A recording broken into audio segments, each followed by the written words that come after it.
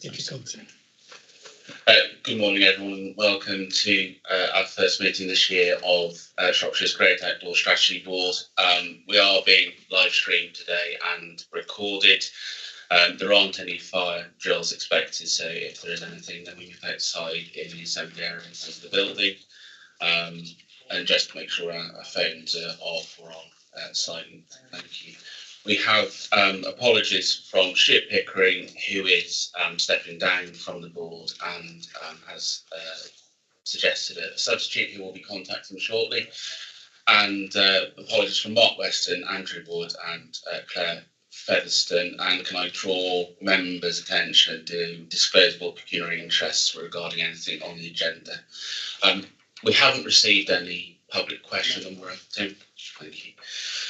We have minutes from our meeting last year, and I don't think anything on those minutes stands out for discussion which isn't on the current agenda. We aren't correct for the purpose of this meeting, so we'll presumably need to carry these over to our next meeting to have them approved and signed. So moving on to our first substantive agenda item, the role of this board. Shona, thank you.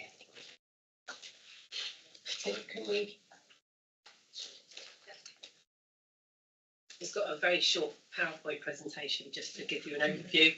And those of you here are fully aware of the role, but we were hoping to have some new members today. So we thought it'd be good to do a bit of a revision just to, say what we're here to do. Okay, next slide, please, Tim.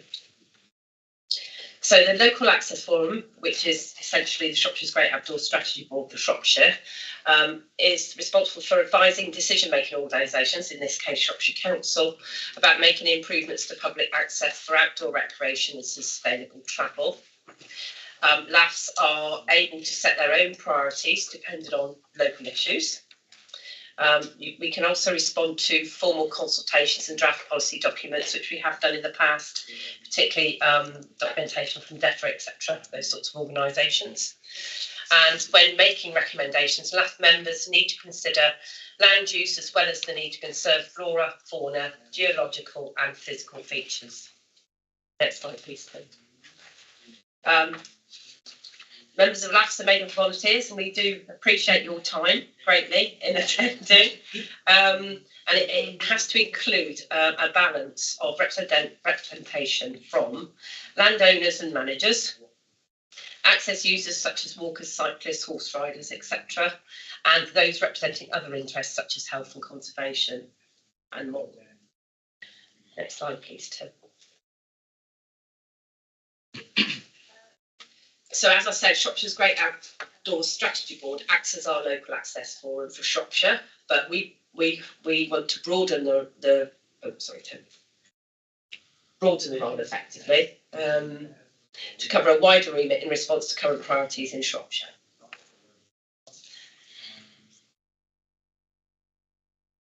Probably can't read that. That just gives you an overview of the legislation that made us, local access forums.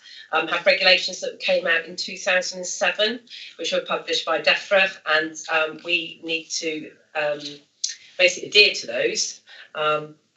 Section 94 of the Crow Act brought it in, and we have to have regard to the guidance when carrying out our functions as a local access forum. And our constitution refers to that and says that we will adhere to that.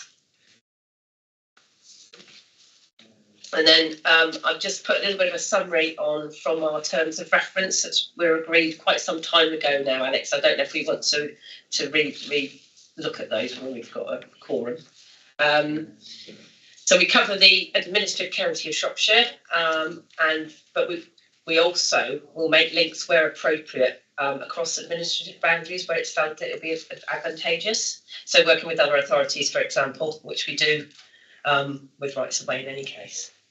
The purpose of the board is to provide advice to the following bodies, so the local authority, parish and town councils, Shropshire Hills Area of Outstanding Natural Beauty, Secretary of State, Natural England, the Forestry Commission, Historic England and Sport England. These are not exclusive though, but those are the sort of bodies that are recommended or referred to within the Constitution. But we can provide advice to other individuals or organisations if it's thought to be beneficial. And then effectively the right hand side, this is all in the terms of reference, so I have attached a link at the bottom of these slides, is to how to improve public access in Shropshire. So that's our main role. And for the purposes of open air recreation and enjoyment, but also to provide access to services and amenities, whether on foot, horse, cycle, canoe, or any other means. The board will give advice on development and promotion of the outdoor economy in Shropshire, provision of the great outdoors for health and well-being, the importance of access to and within outdoor green space for communities' well-being and biodiversity, the natural capital of the rights of way network and public accessible green space. And the advice from the board will be independent, constructive, relative, inclusive, incisive and informed. And the advice will take account of a broad range of balanced local interests and take account of social, economic and environmental concerns. That's what it states in the terms. Next slide, please, Tim. So, as members of the board, your role is to share your experience, knowledge and skills and the views of any other organisation or network that you're involved with, to value the contribution of other members, respecting minority views, engaging in constructive debate and seeking consensus wherever possible, adopting an inclusive approach which reflects local circumstances and the needs of all sectors of society, and finally, engaging with people to explain and promote the work of the board, changing the operation of organisational networks where appropriate to reflect the advice given. And I've then attached the link to the whole full terms of reference. So that was just a little reminder really of what we're here for and what members are here for. Thank you. Anybody got any questions at all? No, thank you very much. Thanks, Shane. I think what it does demonstrate is the exceedingly broad remit we have, and it's how best to make use of that, I suspect. Charles, welcome. Apologies. No problem at all. Good morning. We are now chorus with our fourth member. which I believe does actually legitimise the meeting, so that's good news. And Peter, we're going to, on the agenda, speak a little bit about the role of board members. Yeah. Okay, thanks very much, Chair. So with all partnerships, committees, officers are here to report back on things and also to work with the board about what information you want bringing to the committee. And so what we're looking for from board members really is to give us some guidance and steer about any areas that you specifically want to talk about, and also to bring the collective knowledge to the forum. What the Shropshire's Great Outdoor Strategy Board isn't about is about bringing specific individual issues. Obviously myself and Shona attend these meetings and we're happy to talk outside of this meeting, and certainly, if you want to catch us at the end of a meeting to talk about specific issues, that's fine. But really, what we're looking for from this board is that sort of strategic direction. What information you need? What are you finding as members out there at the coalface that you need to report back to the outdoor partnership team? That will help us dictate how we use the limited resources we've got. It will help us direct workflows. It will help us look at areas where we think, well, we need to put some more resource in here. What we have considered is, because we can have 22 members, it is 22, isn't it? Yeah. 22 members on this board. That can be quite a large group, although there's only 4 here today. But what we would then seek to do is to perhaps set up some interest subgroups. So then maybe that we have a topic area, say like 4 or 5 people look specifically at that. for the last 12 months since COVID, maybe. And I'm talking to people really who absolutely I shouldn't be talking to, which is always the way because you are the guys that turn up. But it's felt like it's been more officer led, and that we've been bringing things to you, as opposed to you bringing things to us.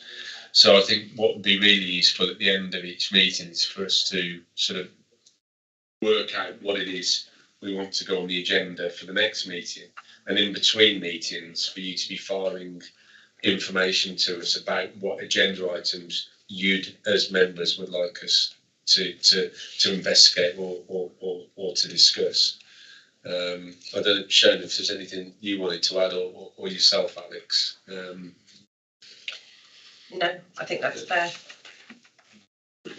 Yeah, I think in terms of membership, it'll be really good to canvass opinions of Pete and Jack and certainly Charles from perhaps your experience with other organisations and the OMB, is that obviously we've got a limited turnout for today. We can have more members than we currently have on the front sheet of today's meeting. I was just wondering about putting out an active recruitment process for new members. So at least we have some depth. So we have,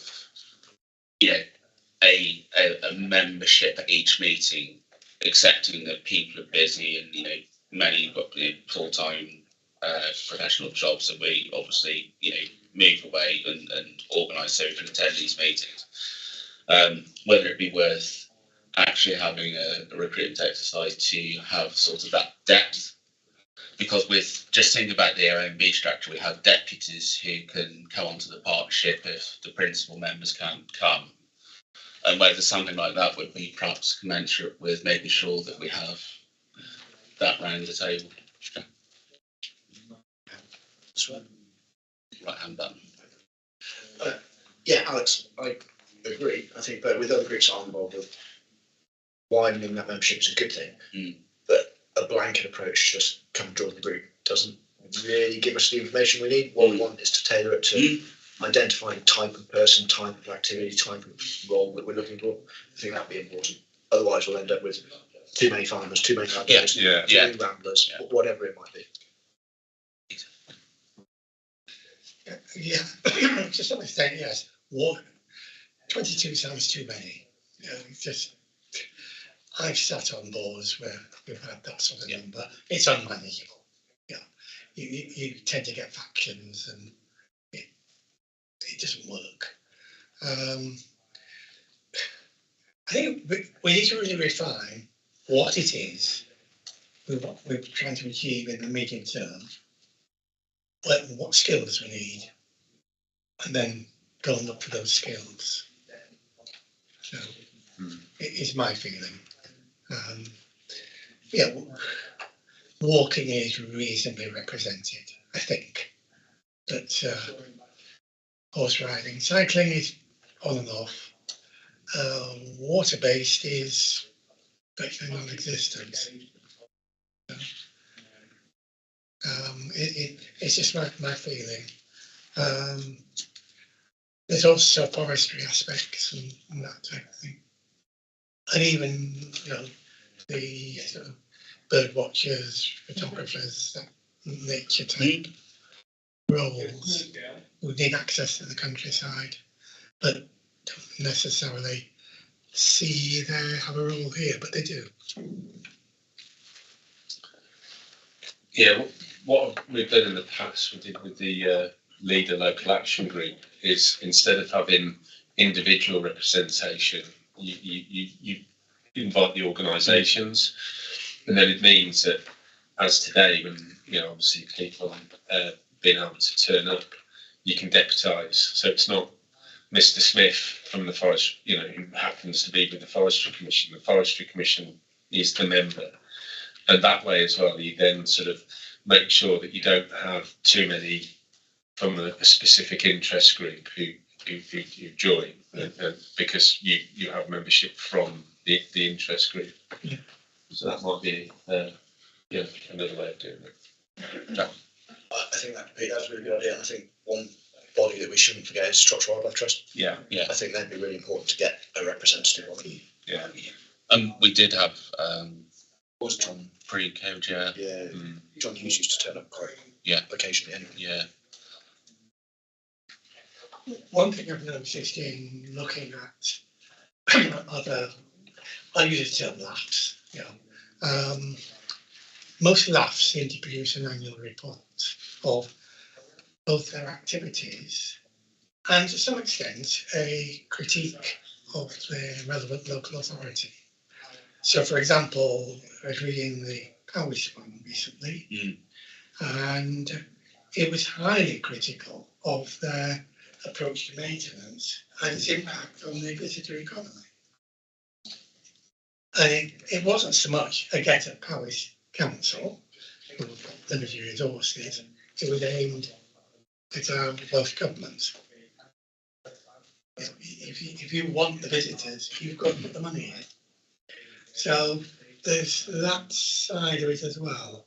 So, and by producing an annual report, we raise our publicity, because that actually made the local press.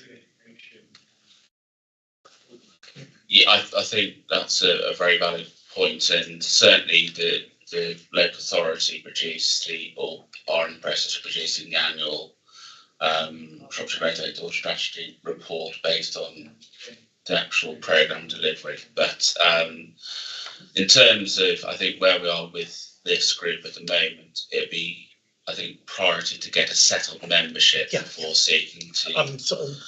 Because I'm very, very conscious that, as you know, Pete and Shane have said, that this is the second meeting with an exceedingly low turnout. We do have councillor members who represent culture and health and well-being, which is obviously a really important aspect of the remit, who unfortunately can't be with us today. But actually, just getting the right organisations round the table. I wasn't thinking. No. We do a report now. It's sort of. I think an organisational approach, Peter, as and I think it's useful to draw where it works. Just thinking about how the AMB partnership structured with individual and organisational and councillor members, that does provide that substitute capacity, which I think would work probably quite well in this situation. Yeah, with having that organisational representation as well.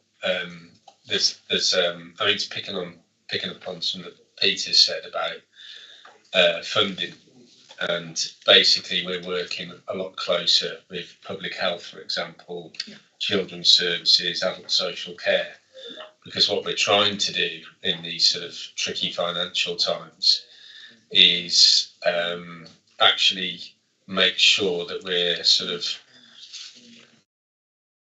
broadcasting the positives on physical and mental health that a rights of way network, country parks, all those activities.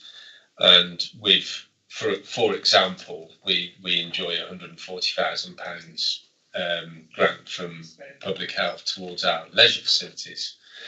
Obviously, they expect something in return. So we've got exercise on referral officer. We've got various things that we're doing. We have to report back that data, and of course, we do the annual survey where we every year that always shows that a high percentage of people are accessing Shropshire's great outdoors because of physical activity, and we saw that really sort of spike in the COVID years. Shona and myself have been tasked at doing a review, haven't we, of the mid-term review of the strategy, the Shropshire Great Outdoors strategy, which we're hopefully going to get around to sort of late summer.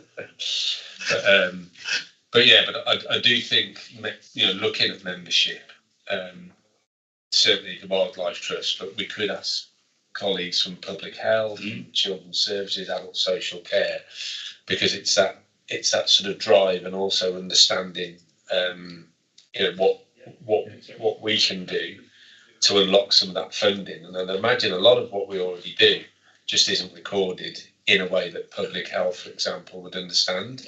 But we're actually helping them hit their targets.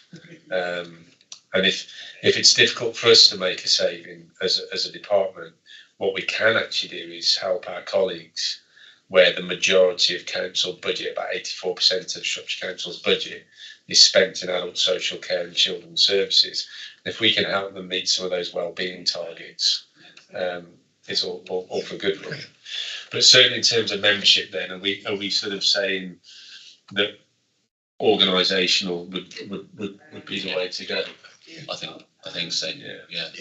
And with a named deputy as well. Yeah, I think that'd be really great.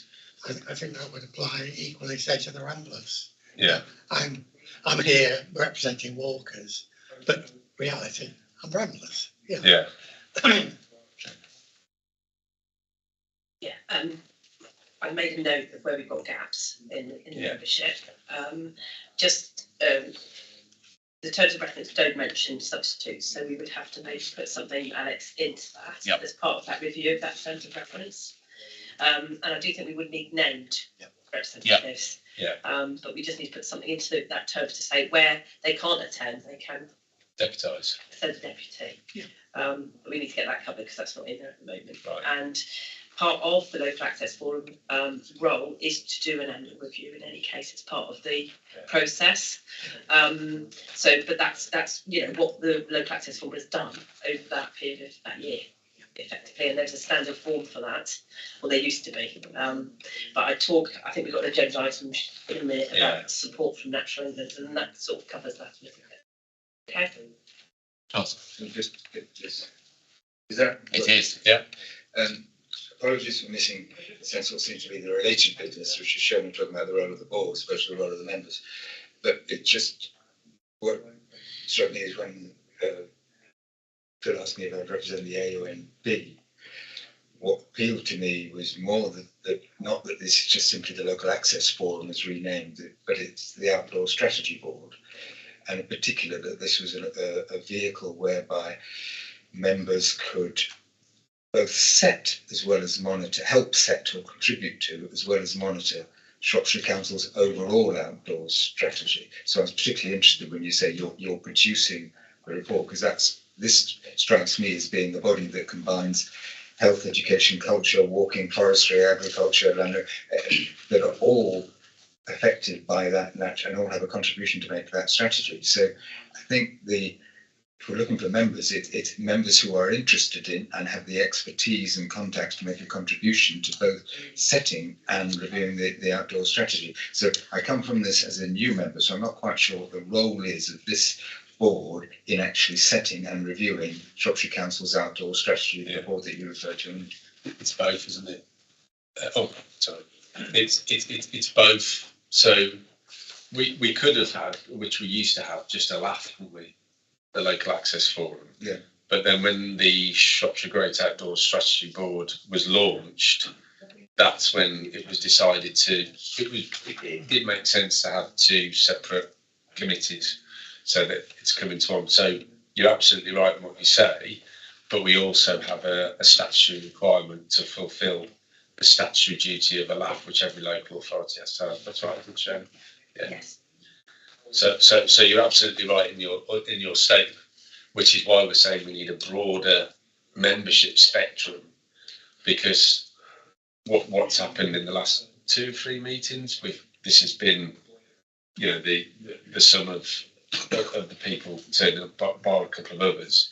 And last time we sort of we need a relaunch, and so we were hoping today that we were going to get more members turn up and so that we could absolutely fulfil what you've said about having that strategic direction, about the where we see our priorities, and absolutely amending or rewriting or relaunching the Shropshire Great Outdoors strategy.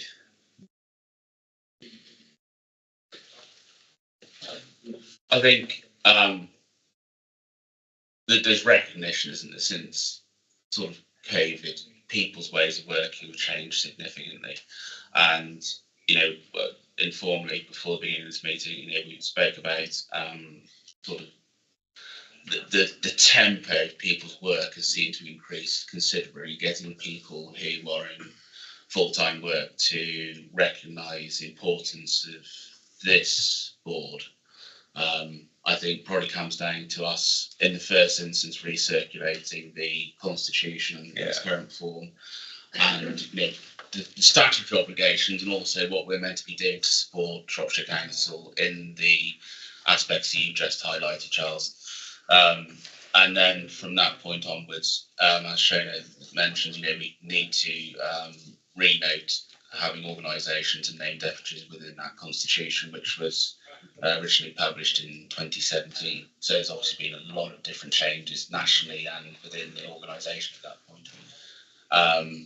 But from a chair's point of view, it is disappointing for the second in-person meeting after the end of lockdowns that we don't have a better turnout, and I think this is the meeting to decide how to address that. We are quorate, so we can actually make that decision. If we presumably, I'm looking at our governance professionals, that if we want to say we want to include within the constitution organisational members with deputies, we can make that decision today if everyone is happy with that. I think that makes perfect sense. Yeah, perfect sense. Agreement, unanimous agreement from members. I think that'd be really useful, and then we can use that as a springboard into our next meeting with a date in the diary. But it seems to me that, as with so many other things, there's a real opportunity for us to be for want of a better phrase, a force for good. But we do need a substantial, correct membership for that to happen. And as per a lot of organisations, it's the same members who keep turning up, and there's a limited capacity within that membership to actually achieve what we need to achieve and what Shropshire Council would like help with. And so, really increasing that capacity with the right members would be a great start. Yeah. In terms of future topic areas, Pete, on our next agenda item. We've obviously got four people around this table today who can provide a lot of input. That is there anything that you see as a particular challenge that's coming up within Shropshire Council in terms of we've spoken about green social prescribing, there's Natural England resources, there's local authority resources. We're here very much to support your work as well. So I don't know if anybody wants to start off with any particular topics for future meetings. I've got a few notes for a agenda item later on, which provides some sort. But Jack. Yeah, I can set off if you want. Just coming at it from a land manager's perspective more than anything. Since COVID, we saw huge spikes. Everyone knows in numbers accessing public outdoor space. From my point of view as a land manager, the biggest single issue that would help my life tremendously would be education. So people using the public rights of way as to what they should and shouldn't be doing. Countryside code. It's really basic stuff, but we're seeing a lot of new people accessing the countryside who just don't understand it. I agree, absolutely. Yeah, and particularly in certain areas where we have people enjoying the view over a long period of time, let's say. Absolutely, yeah.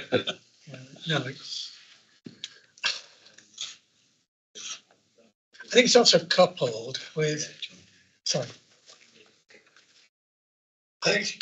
persuading some landowners that, yes, there are rights of way on their land, and if they are signed, waymarked, then people tend to stick to them. The number of reports I had of the COVID period that the path was blocked.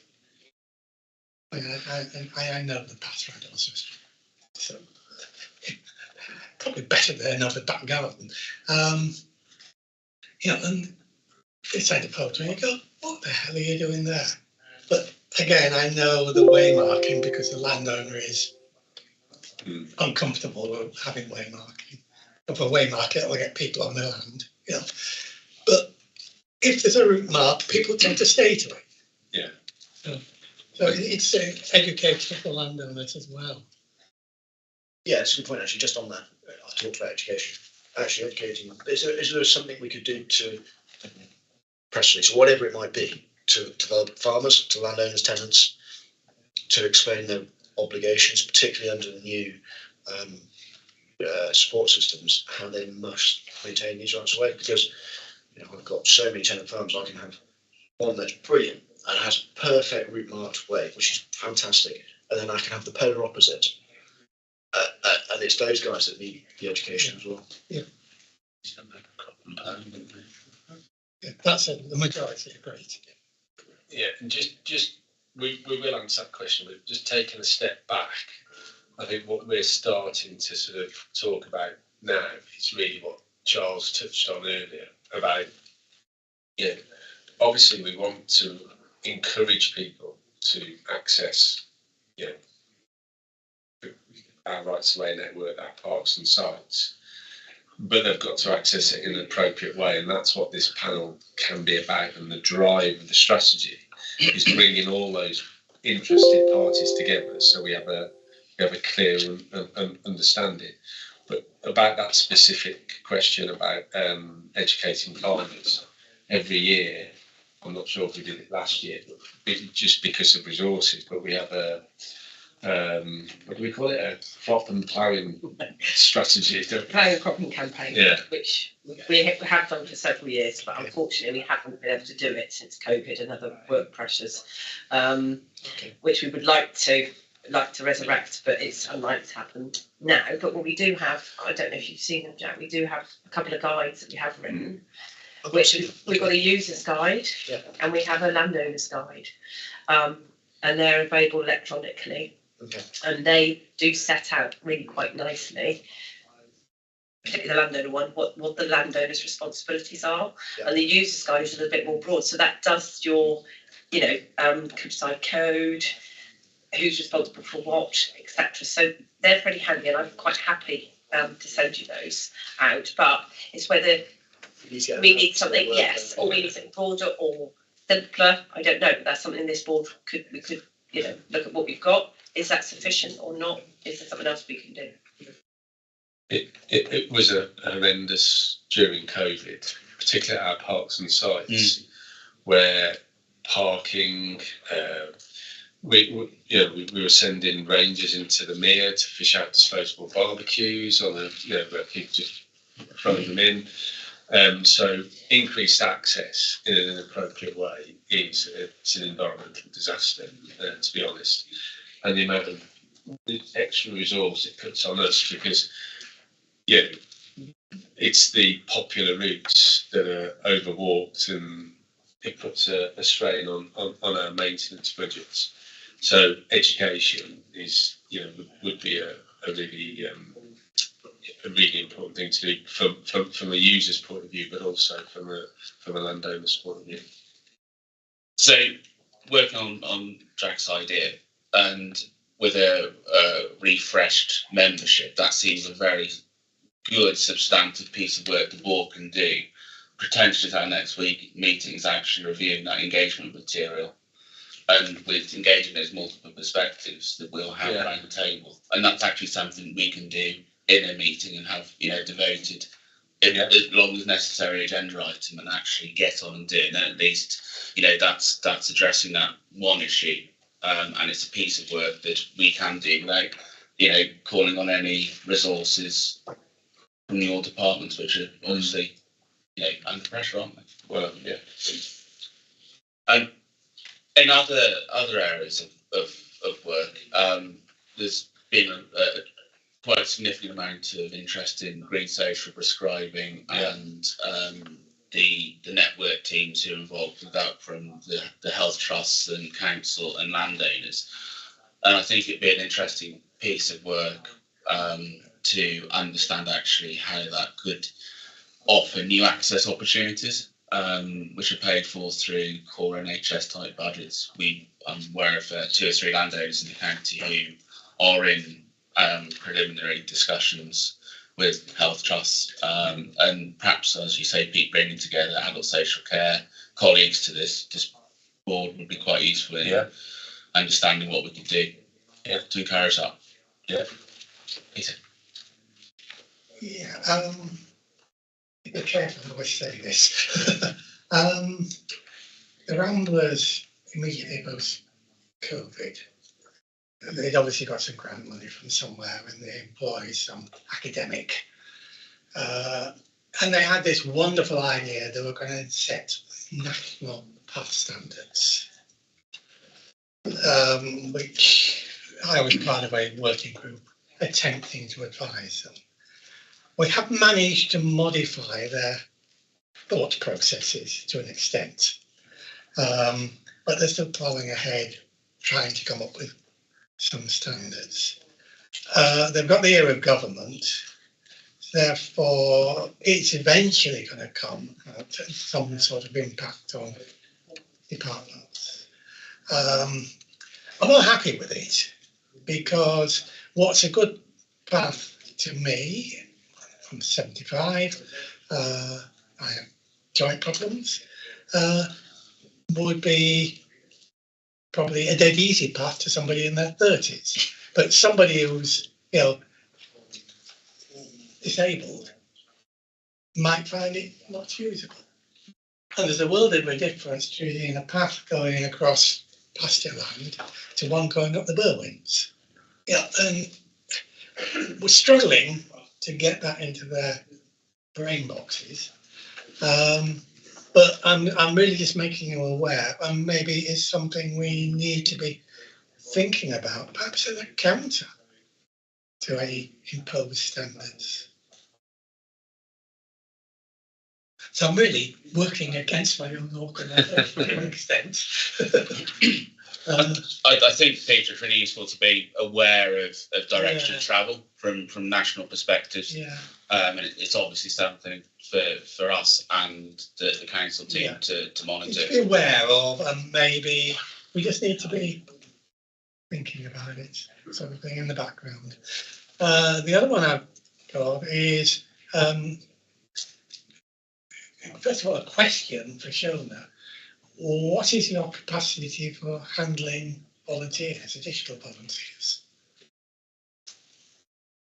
From a practical point of view, we have an extremely well organised and productive relationship with our volunteer network, carrying out practical works on the ground or assisting. In respect to my team, we don't tend to have volunteers. We have had offers in the past. It's just, I suppose, this is going to sound, it's the complexity of some of the work that we do and that experience, but it's also with the hybrid working piece, we no longer have a dedicated space that would allow us to do that, I think, effectively. Yeah. No, I was thinking the practical side, because there are, certainly in the north, there are notable gaps, and it is something the strategy board, is it something we could be looking at, is how we work and encourage volunteers, because they are very valuable to you, as I well know. But there's certainly parishes where there's just the paths are a nightmare and you don't have volunteers on the ground. I mean, our volunteer body at the moment runs from about 27 to 32 full-time equivalents. Yeah. So without that input, we would be struggling, wouldn't we, Shona? So we're very grateful. Yeah. And that's another thing we want to talk to. In fact, last week I was in a meeting about recording those well-being targets to see if we can support it and perhaps attract some resource from colleagues in public health, etc. But you're absolutely right. There's always going to be gaps with volunteers, and it's not a good point having the volunteers if you can't service them.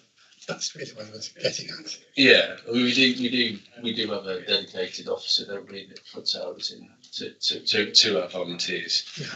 and we do offer training Yeah, initially. I am a I volunteer. know you are. I know you are, Peter. Yeah, I believe. Very, very active one. Yeah. So yeah, I mean, obviously we want to work with as many people as fits the bill, if you see what I mean. Because obviously you've got to have the right type of person who's. Really, how can you? Yeah, it's just something I think we as a strategy group board can help with. the biggest risk for us with volunteers, the way I perceive it, is that people are working a lot longer, so that they're coming to volunteering a lot later. But I've just recruited 2 new members. Oh, good. They're mere youngsters. They're under 70.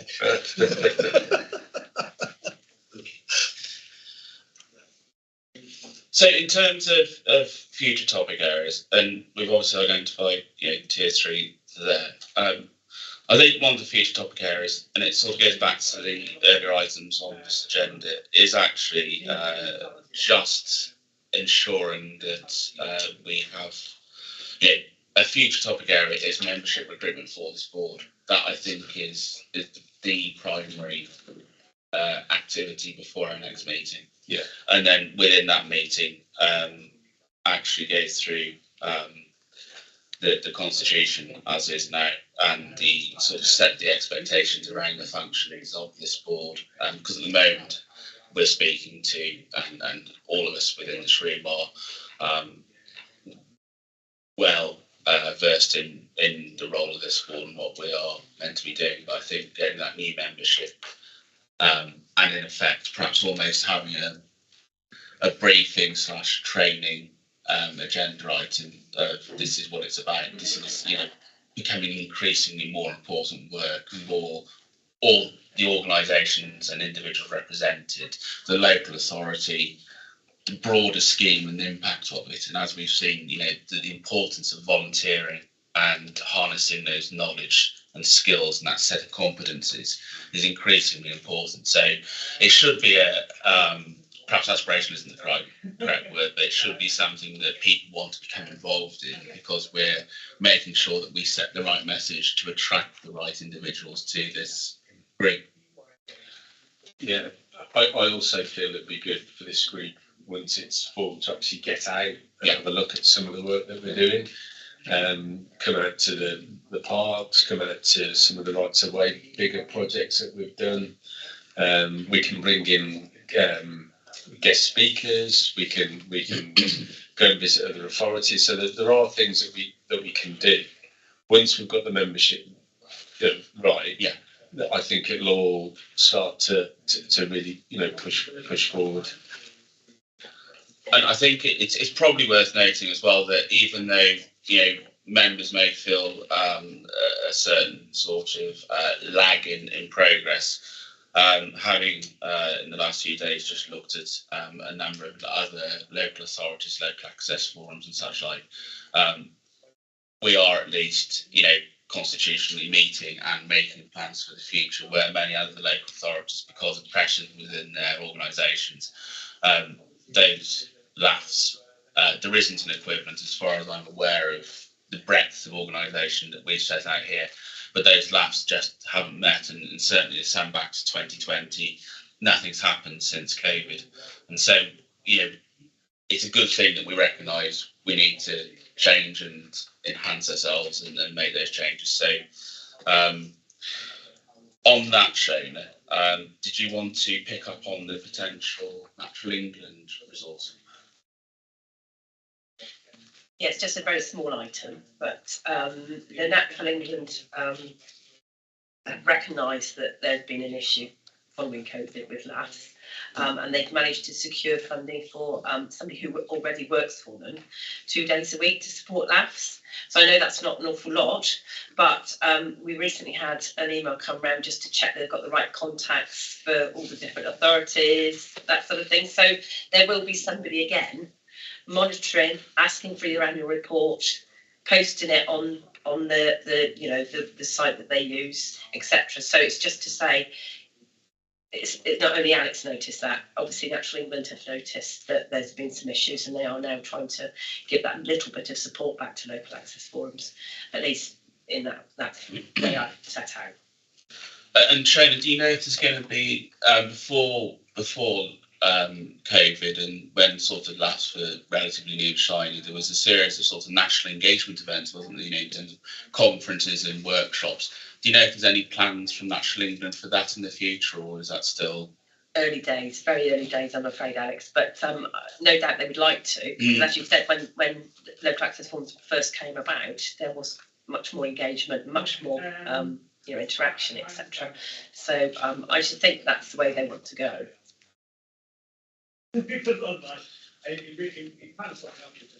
And another significant piece of work is the DREG Act, isn't it? Which I'm sure members already know about, but Sharon, do you want to just briefly update us on that? Yeah, sorry, that's going to be unfortunately a regular agenda item. There's two things going on.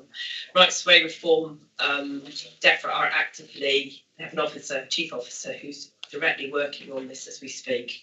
The one they're working on at the moment is the right to apply. So for landowners to apply for preferential orders, so diversions or extinguishments, which at the moment, you're all aware, are a power. We can do them, but we don't have a duty. But this will make it a duty. It will make it so that landowners can apply and can appeal like you can with other applications. They are going to bring in the statutory instruments and guidance one by one, so we should have a better idea of what's coming first, second, third. Hopefully this month, actually, in May, we should have a better idea.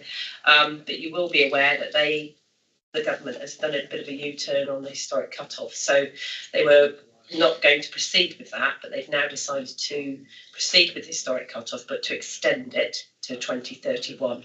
So the deadline for claims based on historic evidence will be up until 2031. So for us as a department, all the changes within DREG, some are going to help out, some are going to help, and some are going to make us have to look at how we work, particularly with historic cut-off on the backlog of formal applications. It's just a sheer volume of work. But we'll keep you informed and I'll keep you up to date with what's happening with that. I'm happy to answer any questions if anybody's got any. Thanks, Shane. Very briefly, I put together a slide just covering some of the sorts of the national issues. Again, this was focused on members that we're expecting to be here today that unfortunately can't be. So I suspect a lot of members in this room will already be aware of this.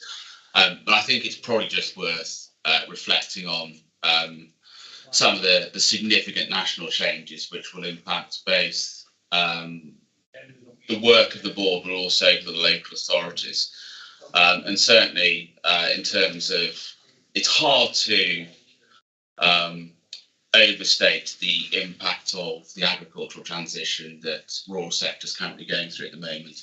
And land managers have approximately, and I think it's either 19 or 22, but I've chosen 20 because it just depends how you split it out, live different funding schemes.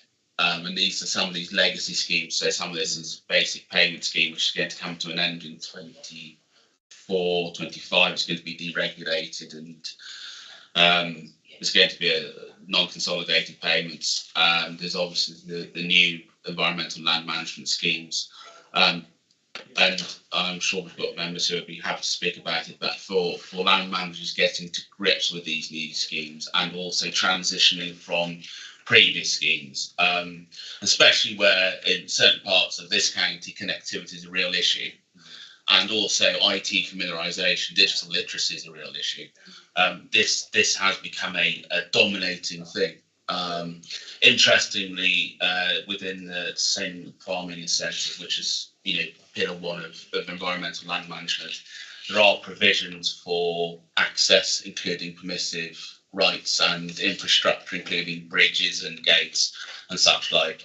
And so it may be within the remit of this board actually to, through our networks, make those SFI options available, the awareness of them available to landowners and things, because it goes to the narrative of helping people know their regulatory responsibilities, and if they can actually find funding for it, then it's, these are responsibilities, but this could potentially be a solution. So it does sort of add to that help. Briefly, I think we've spoken about Natural England and obviously their recognition. Probably worth noting that there's ongoing review of Natural England's current position within the deferred delivery landscape. I think that's well known about the future of Natural England, and likewise, as we know, across England and Wales, there's significant pressures on local authority funding. Shropshire is no different in terms of your ability to do everything that you want when you want to do it in terms of your teams. I think something that we need to really regard as a board and actually seek to focus where we can potentially help by leveraging the membership of the reconstituted board in looking at potentially funding and also sort of political leverage, for want of a better term.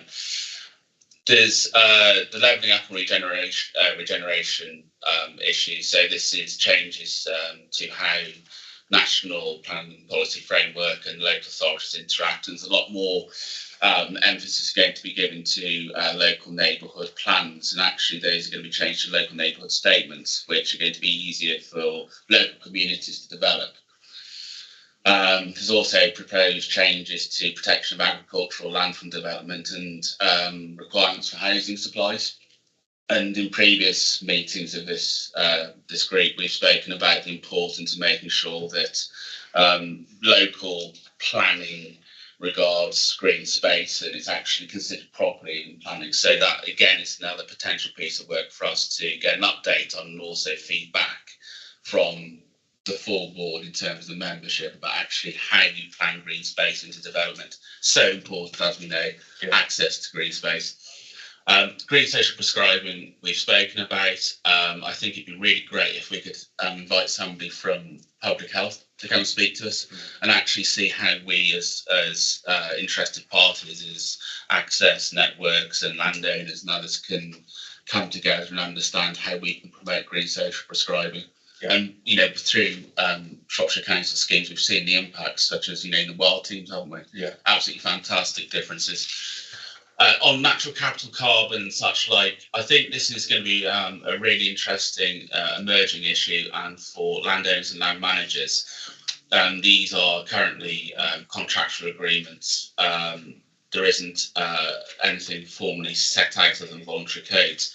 But in a lot of these agreements, access, depending on the actual contracting parties, access is now often included, or recreation is often included as a social benefit. So if you have an activist investor or somebody seeking to make a change at the community level, they'll often include permissive access rights as a condition of investment into natural capital and carbon type schemes.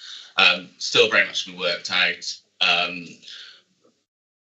But as other members will know, it's a very, very, very hot topic at the moment about how landowners engage with this. And so potentially something for us to monitor as a board, because it will present more of an interesting alignment with permissive rates rather than statutory rates. And so it's a different type of management, I suspect, and I'm sure Shane will be able to speak more about that. Briefly on 30 by 30, so this is the government international commitment to put 30% of land in England under protection by 2030. Currently, we're about sort of 400,000 hectares short of that. So that's things that aren't included within national parks, SSSIs, AONBs and such like.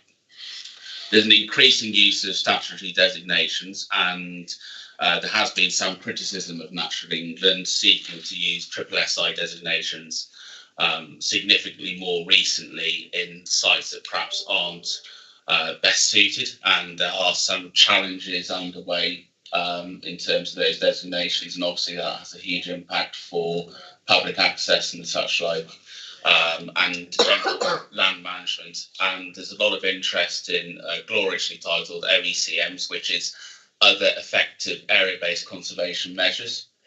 So this relates to such things as conservation covenants and memberships of approved schemes which offer conservation and biodiversity enhancement, but don't fall under a statutory designation. And I think many people see this as a pragmatic way of, rather than having a triple SI designation on a piece of land which might just squeak into the definition, this is a much better way of seeking to do sort of natural environment enhancement without necessarily going down such a prescriptive route. And on to two items that I suspect Peter and Shona might be able to speak about. If not today, then I think it'd be really worth updating this group, particularly the Royal England Prosperity Fund. So we've had 2.59 million allocated by central government to the county, and this is specifically to support activities in rural areas, and it includes a whole range of things from productivity, small scale investment, circular economy. It's basically a sort of a slight reinvention of the leader schemes that the council's previously run. But at the moment, I'm not quite sure what the status of this within the council, but certainly it engages with the UK Shared Prosperity Fund, which we have £12 million of. And it'd be really useful to understand how, especially the Royal Prosperity Fund, sort of tees in with the interests of this board and how we can contribute to development. Otherwise, that's it from me. Yeah, as far as the UK Shared Prosperity Fund is, we could certainly get Gary Spence, who's the lead officer on that, can give us a presentation. It seems like a lot of money, but the first round, which was for feasibility studies, it was oversubscribed massively, absolutely massively, because it's obvious all sectors can apply. Yeah. So my advice, if you know anybody who is interested in that funding, you need to get in quite quickly with that. It's not within the funding and strategy. It's coming down like an express train. It will be the impact of automated farm machinery. There will be pressure for farms to rejig fields, to make them easier for automated machinery. There will be pressure from individual landowners to rejig rights of way. I was privileged to work on the drafting committee for British Standard for operation and use of automated farm machinery. That is just about to be published. We've done all the drafting. It's been out for comment. It's BS 8646. It will be published in June.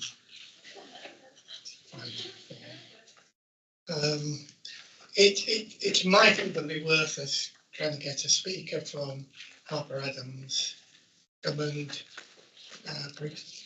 strategy board on the likely impacts. They're one of the leading lights in this area. I think that's a really interesting point, Peter. I think perhaps the technology has got ahead of other facets that control the early adoption of automated systems, certainly in terms of the legalities of the operation. And certainly agricultural insurers are not yet quite convinced of how they're going to provide a product. Yeah, they were represented on the drafting board. Yes, yeah, but the standard is a difference to the actual insurance market. Yeah, as of yet, I think we are probably at the stage where those who perhaps grow field scale vegetables in existing systems might be able to take advantage. But it's certainly one to monitor. But there's a lot of other interesting aspects. But certainly, it's a vast topic. it is. Fine. Okay. Any further thoughts on impending issues from a national, local level that members may be aware of, which haven't been covered?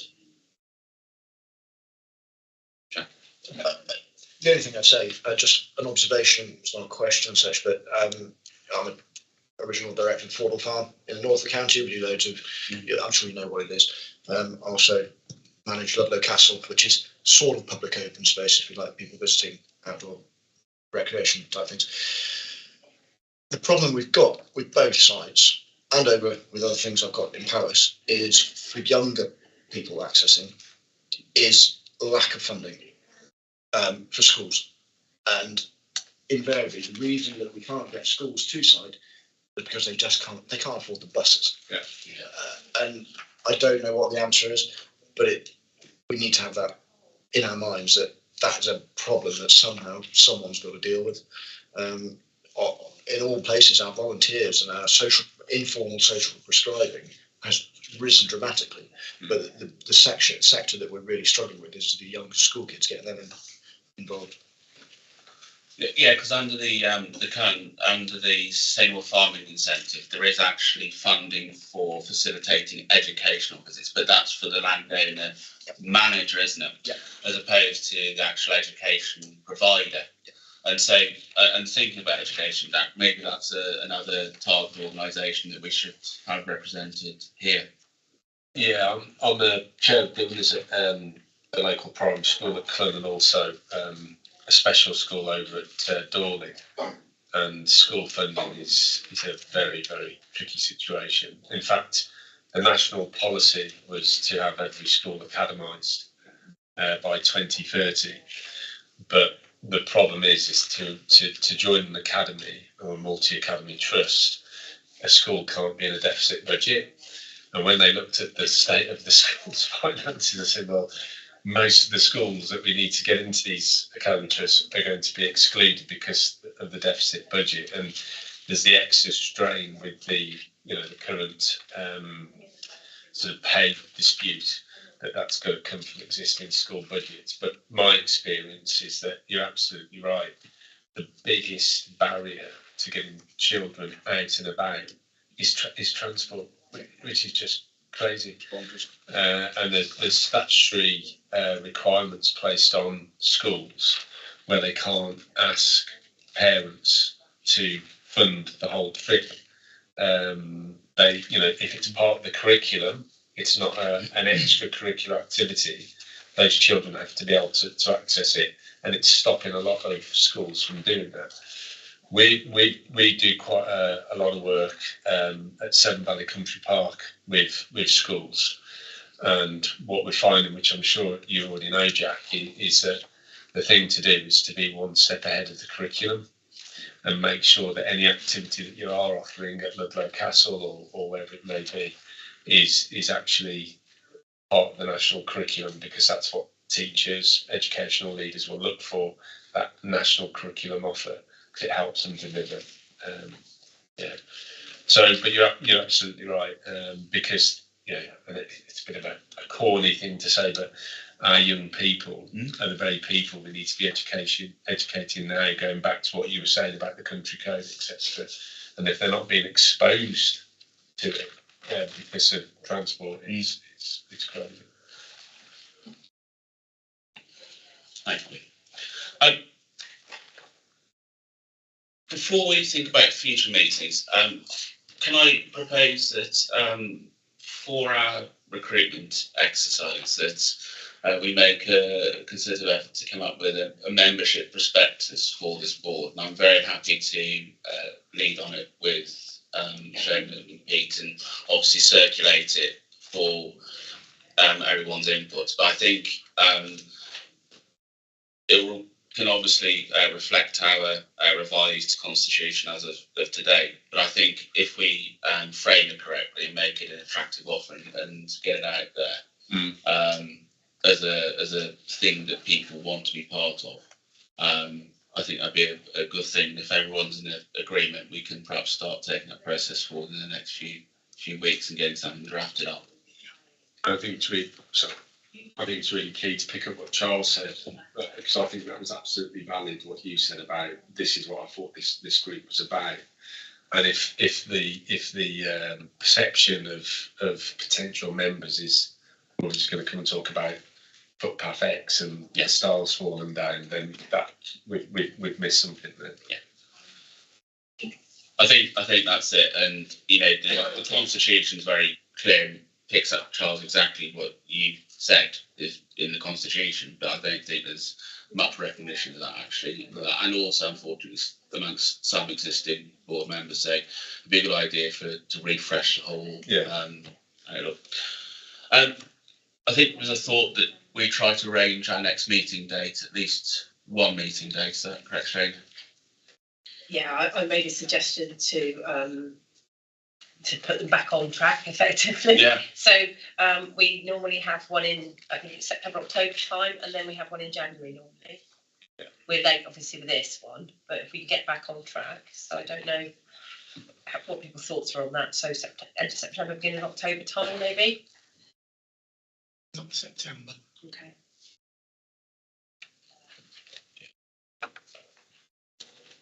It's a bad time for those who don't have children, because that's when they tend to go on holiday.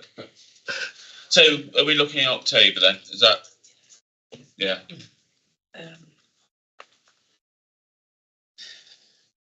And actually, that'll give us the summer period to do that piece of work, get membership up, and that'd be great.